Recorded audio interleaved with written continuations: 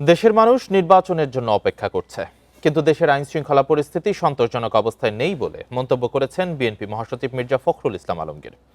সকালে ঠাকুরগাঁওয়ে কালীবাড়িতে সাংবাদিকদের সাথে মত বিনিময়ে এসব কথা বলেন তিনি।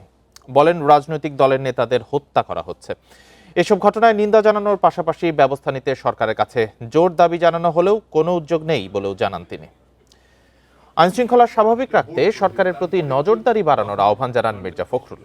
এ সময় তিনি আরো বলেন, অবহেলিত জনপদ নিয়ে জিয়াউর রহমানের যে স্বপ্ন ছিল তা বাস্তবায়ন করবেন তারেক রহমান। তার উত্তরাঞ্চলে সফরের মধ্য দিয়ে তা এগিয়ে যাবে বলেও আশা করেন তিনি।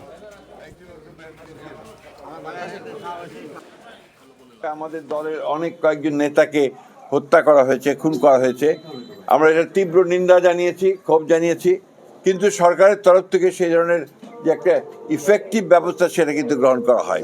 এই ঘটনাগুলো যেন পুনরাবৃত্তি না ঘটে